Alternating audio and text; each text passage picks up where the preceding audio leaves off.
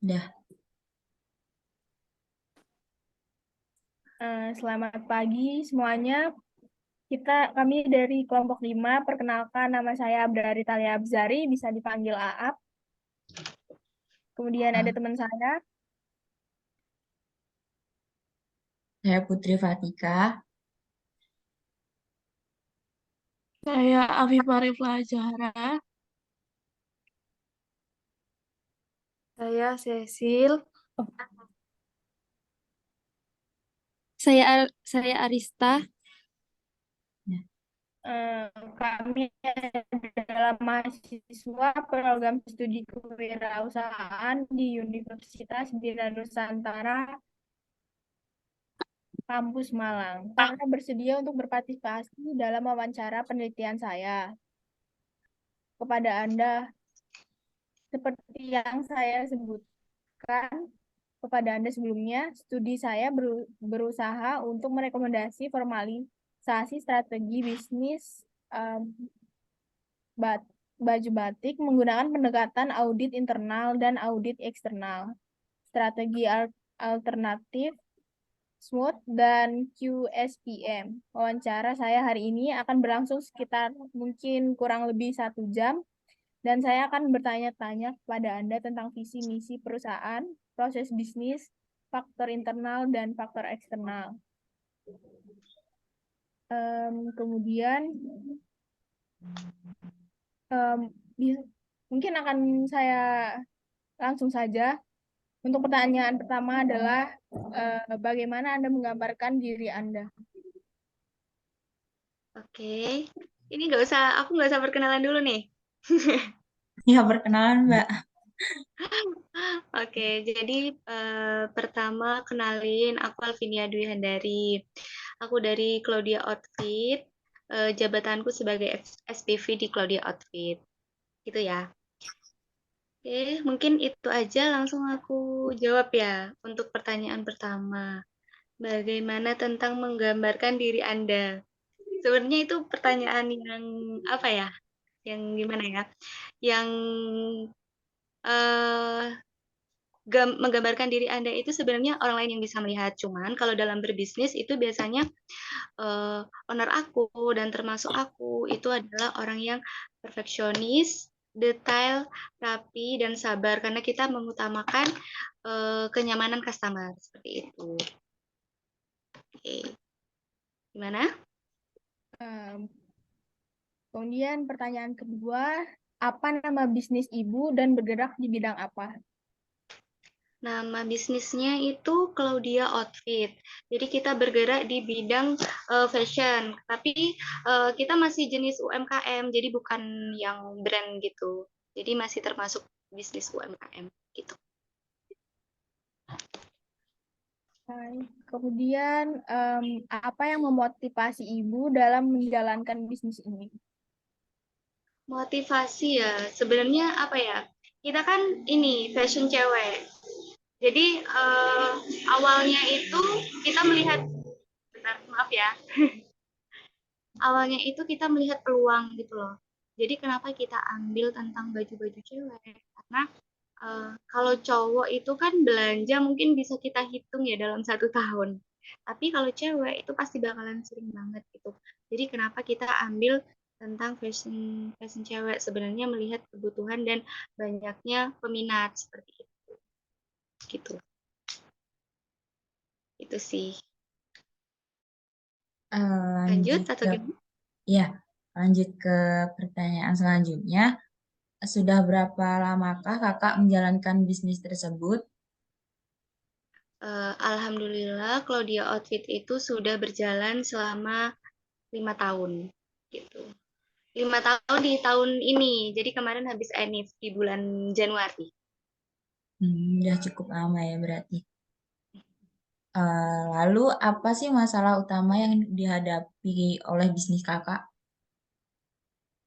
Kalau permasalahan sebenarnya nggak ada ya. Jadi kayak karena mungkin ownerku sendiri itu orang yang perfeksionis, jadi semuanya itu udah ada perencanaan, termasuk manajemen keuangan, strategi pemasaran, dan lain-lain. Mungkin ada beberapa kendala dari sebenarnya cuaca juga mempengaruhi UMKM ya. Terus modal keuangan enggak sih, enggak terlalu ada masalah di situ gitu. Tuh. Baik, selanjutnya apa visi dan misi dari bisnis kakak? Lalu pertimbangan apa ketika kakak menyusun visi misi tersebut? Visi misi ya. Bentar, aku harus mencontek ini karena kalau visi misi karena kalau visi misi itu udah paten ya, udah pasti gitu. Jadi Claudia Outfit itu sendiri memiliki visi menjadikan perusahaan yang memenuhi kebutuhan outfit dengan produk yang bermutu, berkualitas dan terjangkau. Sedangkan misinya menjadikan outlet pilihan dalam bidang outfit khususnya di Kota Malang dan Jawa Timur.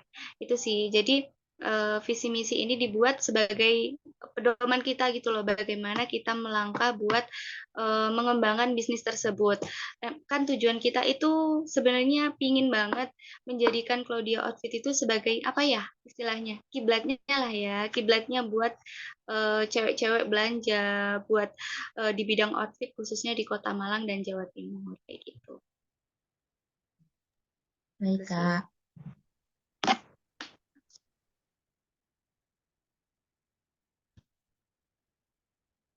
Oke, lanjut atau gimana? Oh iya, selanjutnya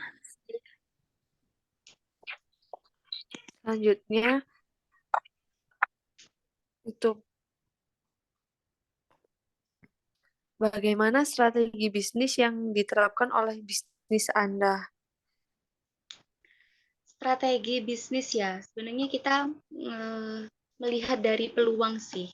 Peluang. Jadi kayak peluang pemasaran mungkin ya.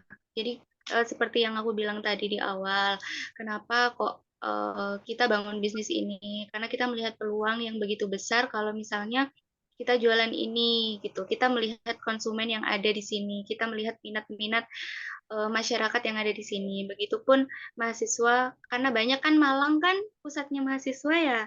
Nah, itu kan pasti kita melihat kebutuhan mereka itu apa, seperti itu. Terus juga strategi selanjutnya itu kita ada di produk. Jadi kita memperbanyak jenis produk gitu loh. Misalnya kan kalau brand-brand itu sekali pesan, sekali order baju, sekali produksi itu bisa 1 sampai 200 baju. Nah, kita itu enggak, kita tuh cuma dari 1 sampai 24, tapi kita banyakin itemnya, kita banyakin modalnya. Jadi strategi kita ada di situ. Terus harga, kita juga main harga, jadi kita juga melihat gitu loh, melihat kebutuhan mahasiswa, kebutuhan masyarakat. Kita lihat harga yang sesuai di kantong mereka itu gimana, kayak gitu-gitu. Sama strategi kita mungkin kita juga ada konten sih. Kita ada tim marketing yang untuk bikin konten. Kita alhamdulillah rutin konten. Jadi untuk pendukung strategi bisnis kita seperti itu. Oh iya, baik Kak. Selanjutnya, faktor politik apa saja yang mempengaruhi bisnis Kakak?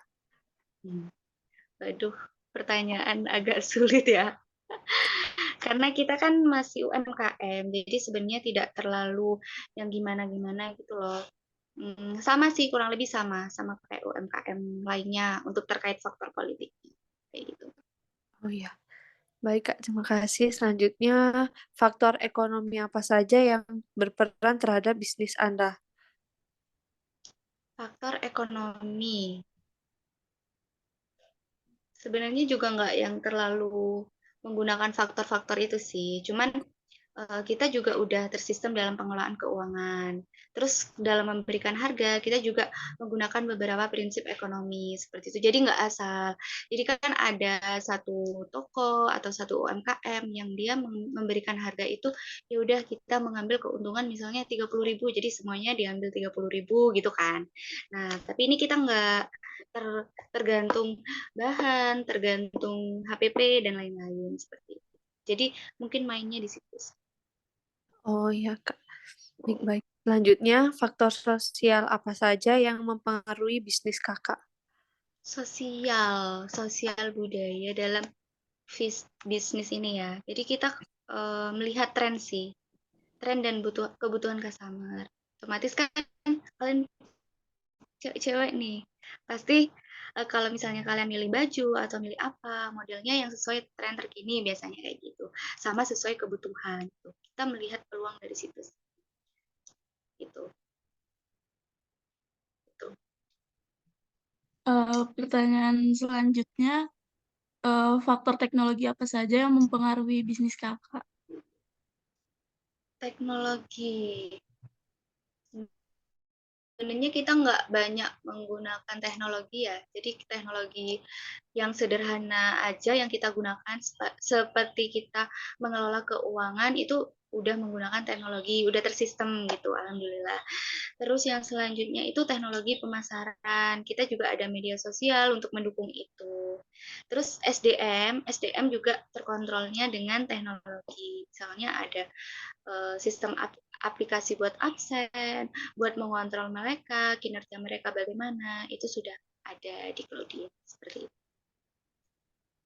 Oke, pertanyaan selanjutnya, faktor kompetisi industri apa saja seperti bisnis baru, produk baru, supplier, dan persaingan kompetitor yang mempengaruhi bisnis kakak?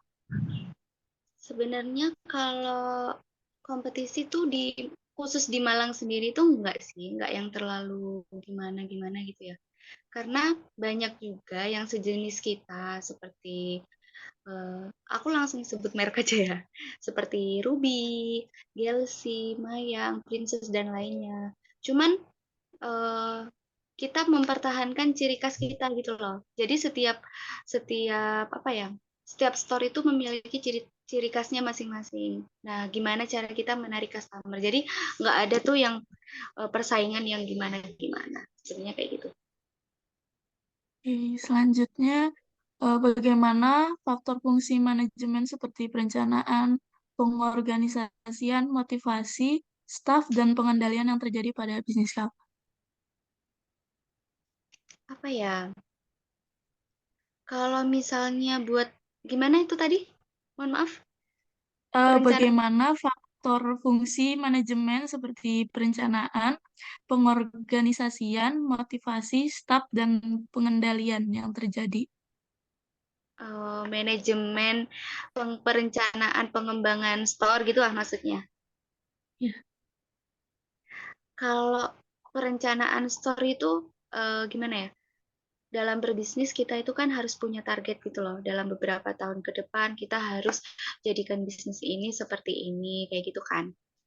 Nah, untuk di Claudia sendiri setiap tahunnya itu pasti kita lakukan perubahan. Entah itu dalam suasana store, entah itu dalam penambahan stok, entah itu dalam pengembangan toko dalam media sosial seperti itu. Cuman memang siapa sih yang nggak pingin bisnisnya besar gitu ya. Jadi setiap tahunnya kita harus punya target untuk mencapai gimana store-nya atau perusahaan kita itu lebih baik dan lebih besar dari sebelumnya seperti itu. Kalau misalnya tentang manajemen apa tadi? Manajemen tenaga kerja Eh, ya? ya, stafnya. Kalau staffnya sendiri, alhamdulillah sudah termanajemen ya, sudah terstruktur dengan baik. Kita bagi tugas sesuai divisi masing-masing dan kita juga udah jelaskan tugasnya. Jadi kita sebenarnya ada dua kantor gitu. Ada marketing sama di operasional. Jadi untuk marketing sendiri yang mengurus media sosial dan lain-lain, pemasaran dan lain-lain. Untuk yang operasional, untuk yang mengurus offline store kita. Jadi semuanya sudah tersistem, sudah sesuai perencanaan gitu. Oke, selanjutnya, bagaimana faktor pemasaran yang terjadi pada bisnis kakak? Faktor pemasaran. Ya, aku ulangi lagi nih kayaknya. Pertanyaannya masih menyambung-nyambung sih sebenarnya. Kita nggak ada yang gimana-gimana sih, kita hanya melihat peluang, terus kebutuhan masyarakat, kebutuhan orang-orang yang ada di sekitar toko kita. Kita kan ada beberapa cabang tuh, di Pekanbaru ada, di Palembang ada, sama di Jogja itu ada. Jadi faktor apa tadi? Faktor pemasaran ya? Atau gimana? Bentar ya tadi. Iya, pemasaran. Ya, faktor pemasaran di masing-masing cabang itu beda-beda, tergantung budaya mereka, tergantung ekonomi dan teknologi yang ada di sana. Gitu. Cuman kita ada juga memasarkan melalui media sosial, terus Instagram sama TikTok sih, ada Shopee juga kayak gitu. Gitu. Bisa lanjut atau ada yang kurang?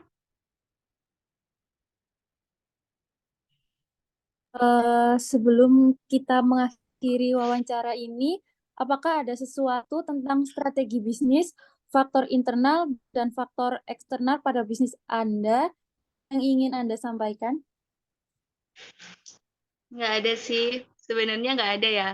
Karena kalau dalam berbisnis itu, menurutku teori-teori yang kalian tanyain tadi itu hanya sebagai dasar, hanya sebagai biar kalian tahu, biar kalian kalau misalnya mengelola bisnis itu nggak asal-asalan, nggak melihat peluang, nggak melihat dampaknya ini, dampaknya itu, gitu. Jadi menurutku aku mau sampaikan kalau misalnya kalian mengelola bisnis atau ada bisnis apapun, kalian harus punya perencanaan itu yang pertama.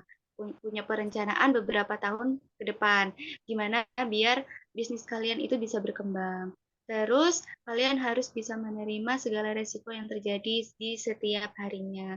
Nggak mungkin kan ketika kita memiliki bisnis kita selalu di atas. Ada kalanya kita di bawah, ada di posisi yang dimana kita harus benar-benar memikirkan gimana bisnis ini biar bisa bertahan seperti itu kan. Nah itu, jadi ya memang harus detail, harus selalu berpikir ke depan, harus selalu memiliki target sama perencanaan yang matang. Itu aja sih. Itu. Terima kasih atas waktu kakak dan ketersediaan kakak untuk menjawab pertanyaan kami. Jika ada Oke. salah, kami mohon maaf. Terima kasih, Kak. Iya, sama-sama.